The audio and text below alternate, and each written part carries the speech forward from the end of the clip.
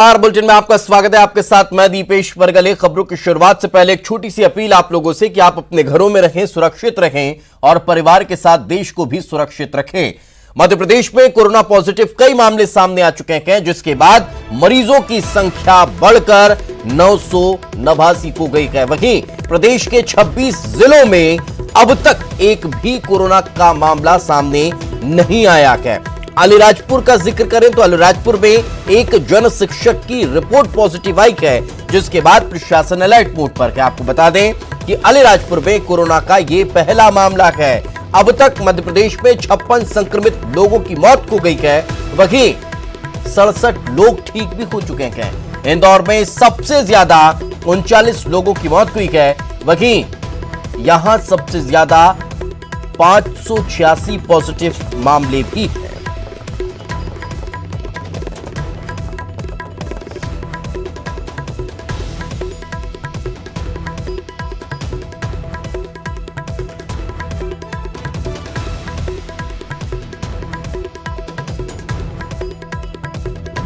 तो मध्य प्रदेश में आंकड़े लगातार बढ़ते जा रहे हैं।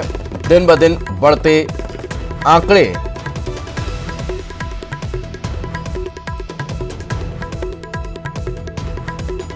हमें चिंता में भी डाल रहे हैं। लगातार इन आंकड़ों के बढ़ने की वजह को यह भी बताया जा रहा है कि टेस्टिंग ज्यादा हो रही है और इस वजह से ये आंकड़े बढ़ रहे हैं। लेकिन ये आंकड़े बढ़ना चिंता का विषय है। और ज्यादा जानकारी के साथ हमारी सहयोगी पूजा माथुर हमारे साथ जुड़ चुके हैं। पूजा, फिलहाल क्या ताजा अपडेट इस पूरे मामले को लेकर? देखिए, लगातार प्रदेश के आंकड़े बढ़ते जा रहे हैं और जिस तरह से ये आंकड़े बढ़ते जा रहे हैं, बहुत ही हैरान परेशान करने वाली बात हो गई है। क्योंकि खासकर अगर बात करें इंदौर की, तो जितनी बड़ी संख्या से ये बढ़ते जा रहे हैं, यकीनन कहीं ना कहीं एक चिंता का विषय बना हुआ है। और इंदौर के बाद अगर भोपाल की बात करते हैं तो वो दूसरा शहर है जहाँ पर तेजी से ये आंकड़े बढ़ते हुए नजर आ रहे हैं। इंदौर की बात करते हैं तो ये बहुत ही ज्यादा चुनौतीपूर्ण हो चुका है, क्योंकि एक ही दिन में 100 की संख्या को पार करने वाले आंकड़े मिल रहे हैं। और खासकर वो लोग मिल रहे हैं जो वापस दिल्ली से होकर के लौट के आ रहे हैं। और उसके बाद भी जो और भी संख्या आ रही है वो इस तरीके की आ रही है कि वो सीधा पॉजिटिव। बिल्कुल, कहीं ना कहीं ये इस और दर्शाता है कि वाकई में अब थोड़ा सचेत, सतर्क और सावधान रहने की जरूरत है। बहुत बहुत शुक्रिया पूजा इस तमाम जानकारी के लिए। तो सीएम शिवराज सिंह चौहान ने कहा कि कोरोना का पता अगर आपको चलता है, अगर आपको ऐसा लगता है कि आप इससे पीड़ित हो सकते हैं, अगर आपको कोई इसके सिम्टम्स दिखाई देते हैं, तो फिर उसे छुपाए ना। उसका इलाज कराने के लिए कम से कम व्यवस्थित जो तरीका है उसके अनुसार आप सूचित करें, ताकि एक संभव इलाज आपका हो सके। घबराएं बिल्कुल भी नहीं, लेकिन इस पूरे मामले को लेकर सतर्क और सचेत अवश्य रहें। कोरोना का पता चलना ही उस मरीज के हित में है, ताकि जल्दी हम इलाज प्रारंभ कर सकें। इसलिए संख्या और बढ़ सकती है, घबराने की जरूरत नहीं है। हम व्यापक पैमाने पर टेस्ट करेंगे और ट्रीटमेंट की व्यवस्था करेंगे। पर्याप्त इंतजाम हमने किया है और डेडिकेटेड कोविड हॉस्पिटल्स हमारे पास 23 हैं। दिक्कत है, लेकिन चिंता ना करें, हर संभव व्यवस्था करने का हम प्रयास कर रहे हैं। कोरोना आपदा के बीच शिवराज सिंह चौहान ने दूसरे राज्यों के फंसे हुए मजदूरों को बड़ी मदद की है। सरकार ने ऐसे 7,000 श्रमिकों के खाते में 1,000 रुपए डाले हैं। कुल 22 राज्यों के श्रमिकों के बीच तकरीबन 70 लाख रुपए बांटे गए हैं। ये श्रमिक लॉकडाउन की वजह से मध्य प्रदेश में फंसे हुए हैं, लिहाजा इन लोगों को जरूरी सामान खरीदने में दिक्कत न हो, सरकार ने इस लिहाज से इनकी मदद की है। इसके अलावा अलग अलग राज्यों में फंसे हुए जो मजदूर हैं, उनको सभी सुविधाएं मुहैया कराने की बात भी कही है। आईएएस अधिकारियों को जिम्मेदारी सौंप दी गई है, ताकि इन मजदूरों को किसी तरह की कोई परेशानी का सामना न करना पड़े। अलीराजपुर में कोरोना का पहला मामला सामने आया है। उदयगढ़ के रहने वाले शिक्षक की रिपोर्ट पॉजिटिव आई है। शिक्षक 30 मार्च को बड़नगर से उदयगढ़ आए हुए थे। इसके बाद से उनकी तबीयत खराब होने लगी थी। आसपास के लोगों ने इसकी जानकारी प्रशासन को दी। प्रशासन ने मरीज का सैंपल जांच के लिए भेजा, जो पॉजिटिव आया है। जिला प्रशासन ने मरीज के घर के आसपास के इलाके को सील कर दिया है। साथ ही मरीज के संपर्क में आने वाले लोगों का भी पता लगाया जा रहा है।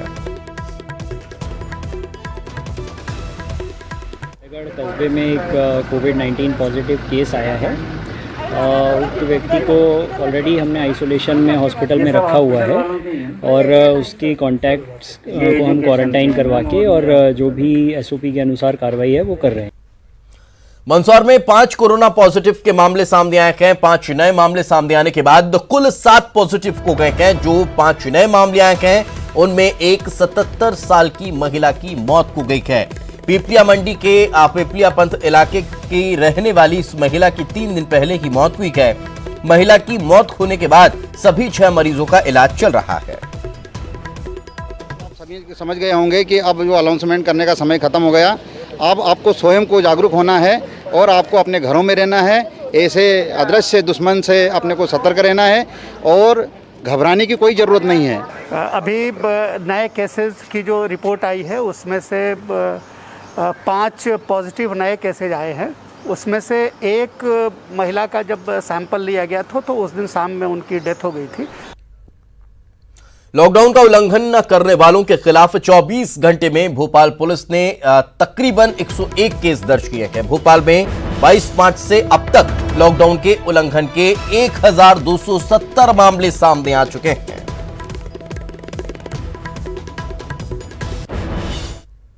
केंद्रीय स्वास्थ्य मंत्रालय ने देश में अब तक 170 जिलों की हॉटस्पॉट के तौर पर पहचान की है। यहां कोरोना के ज्यादा मामले हैं। इनकी सूची सभी राज्यों को दी जा चुकी है। इसके अलावा 207 ऐसे भी जिले हैं जहां संक्रमण फैलने का खतरा ज्यादा है। इन जिलों पर मंत्रालय और डॉक्टरों की टीम का पूरा फोकस है। जिलों की संक्रमण के हिसाब से ग्रेडिंग की गई है। जहां कोरोना के मामले बहुत ज्यादा हैं उन्हें हॉटस्पॉट घोषित किया गया है। दूसरा, जहां संक्रमण के मामले हैं लेकिन ज्यादा संख्या में नहीं हैं, ऐसे जिलों को नॉन हॉटस्पॉट में रखा गया है।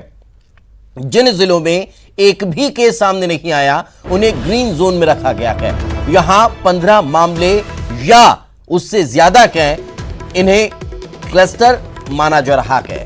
ऐसी जगहों को कंटेनमेंट जोन भी रखा गया है। कंटेनमेंट जोन में स्वास्थ्य विभाग की टीम की तरफ से सर्वे कराया जाएगा। यहां रहने वाले सभी लोगों की अब जांच होगी। खांसी, जुकाम, बुखार जैसे मामलों पर स्वास्थ्य विभाग खुद नजर रखेगा। मध्य प्रदेश की अगर बात की जाए तो इंदौर, भोपाल, खरगोन, उज्जैन और होशंगाबाद कोरोना हॉटस्पॉट की लिस्ट में है। तो वहीं जो क्लस्टर वाले जो हॉटस्पॉट जिले हैं उनकी अगर बात की जाए तो मुरैना उसमें शामिल है। नॉन हॉटस्पॉट जो जिले हैं वहां पर मध्य प्रदेश में बड़वानी, विदिशा, जबलपुर, खंडवा, देवास, छिंदवाड़ा, ग्वालियर, शिवपुरी, बैतूल, धार, रायसेन, सागर, शाजापुर, मंदसौर, रतलाम, सतना और श्योपुर का नाम उसमें शामिल है।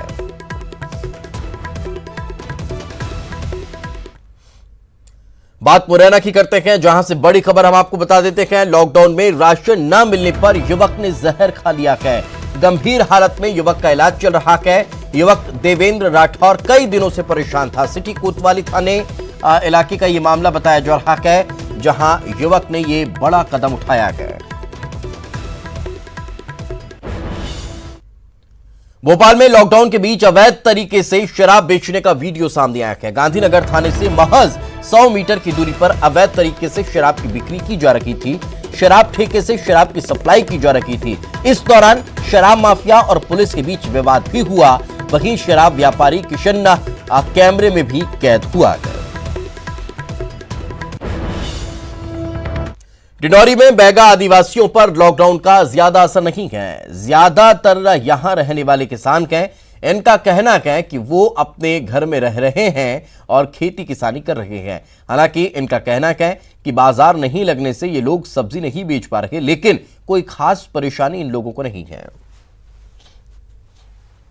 राशन का काम हम खेती खुद करते हैं और खुद उगाते हैं और खुद खाते पीते हैं। हमें कोई दिक्कत नहीं है कि हमारे पास कोई कमी हो। कोरोना वायरस के कारण पूरा बंद पड़ा तो उससे कोई फर्क पड़ा आप लोगों को? हाँ, फर्क पड़ा है कि मार्केट नहीं लग रहा है। मंडला में एक किसान ने लॉकडाउन के दौरान अपने फार्म हाउस को जरूरतमंदों के लिए खोल दिया है। रोज कई टन सब्जियां जरूरतमंदों के बीच बांटी जा रही है। सिंगापुर के संदीप लोखान बड़े पैमाने पर सब्जियों की खेती करते हैं। इनकी सब्जियां दूसरे राज्यों में भी जाती है, लेकिन लॉकडाउन के बाद संदीप ने समाज सेवियों के अलावा जरूरतमंदों के बीच सब्जी बांटना शुरू कर दिया है। यही नहीं, सब्जियों की तुड़ाई में आने वाला खर्च भी वो खुद ही उठा रहे हैं। देखिए, जब से लॉकडाउन लगा है, जब से कोरोना महामारी आई है, तब से हमारे माननीय प्रधानमंत्री मोदी जी ने 24 तारीख से लॉकडाउन लगा है, तब से मैं निःशुल्क सब्जियां गरीब बेसहायों में बांटने का विचार था मेरा, और तब से मैं बांटना चालू किया था। मैं 24 मार्च से ही बांटना चालू कर दिया था। तो मैंने देखा कि बहुत ज़्यादा जनसंख्या, बहुत ज़्यादा परिवारों तक नहीं पहुंच पा रहा हूं। तो उसके बाद मैंने कई राजनीतिक पार्टियां, NGO, सेवा भारती व स्वयंसेवी संस्थाओं को कॉल किया। तो 26-27 तारीख से लगभग डेली 100 क्विंटल से ऊपर सब्जियाँ मैं बेसहारा गरीब जनता के अंदर बांट रहा हूँ। और अब धीरे धीरे करीब 5 अप्रैल के बाद से तो डेली हर रोज़ करीब 200 क्विंटल सब्जियाँ मंडला, ढिंडोरी के पूरे हर क्षेत्र के अंदर पहुंचाया जा रहा है। संदीप लोहान जी एक बहुत अच्छे फार्मर हैं। सिंगापुर में उनका बहुत बड़ा फार्म है और पिछले 10 दिनों से उनके पास किसी भी प्रकार की कोई भी गाड़ी जा रही है, तो फ्री सेवा के रूप में वो सब्जी दे रहे हैं। और मैं समझता हूँ कि उस पर हम उनका यह सहयोग कर रहे हैं कि हमारे अपने वाहन हैं, हमारे अपने कार्यकर्ता हैं जो वाहन लेके जाते हैं, उनकी मदद करते हैं और वो उनको सब्जी देते हैं, और उस सब्जी को हम पूरे जिले पे कार्यकर्ताओं के माध्यम से बंटवाने का प्रयास कर रहे हैं। दमोह में गेहूं खरीदी के लिए इस साल जिला प्रशासन ने 78 खरीदी केंद्र बनाए हैं। पहले दिन जो केंद्र थे वहां पर महज 3 किसान अपनी फसल लेकर पहुंचे। जिला प्रशासन का कहना है कि पहला दिन होने की वजह से कम किसान आए हैं। यहां 18 समितियां हैं। इन समितियों के तकरीबन 100 किसान यहां रोज आएंगे। कलेक्टर ने खरीदी केंद्र का जायजा लिया और सोशल डिस्टेंसिंग के कड़ाई से पालन करने के निर्देश दिए हैं। 79 हमारे खरीदी केंद्र हैं। उनमें से लगभग 60 खरीदी केंद्रों में हमारे किसानों को मैसेज गए थे। तो और लगभग सभी जगह धीरे धीरे करके खरीदी जो है चालू हो रही है। और आज चूँकि पहला दिन था, तो मुझे लगता है कि कल तक पूरी तरीके से खरीदी चालू हो जाएगी।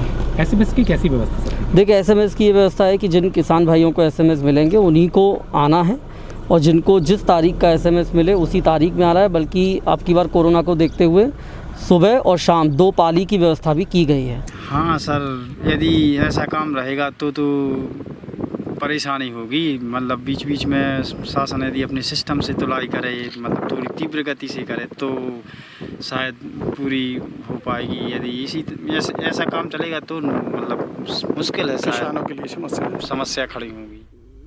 टीकमगढ़ में पुलिस आरक्षक का धमकी देने वाला वीडियो वायरल हो रहा है। आरक्षक ने एक युवक को गोली मारने की धमकी दी थी। वीडियो के सामने आने पर एसपी ने कार्रवाई करते हुए आरक्षक अशोक नायक को सस्पेंड कर दिया है। वहीं मामले की जांच के आदेश भी दे दिए हैं।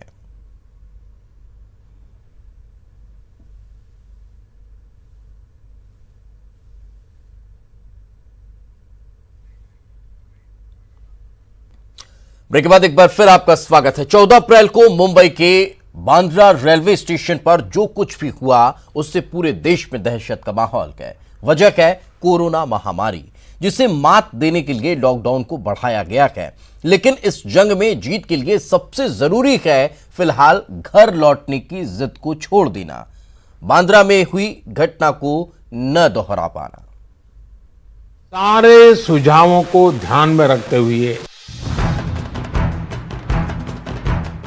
ये तय किया गया है कि भारत में लॉकडाउन को अब 3 मई तक और बढ़ाना पड़ेगा। कोरोना को मात देने के लिए एक तरफ दिल्ली में लॉकडाउन को 3 मई तक बढ़ाने का ऐलान हुआ।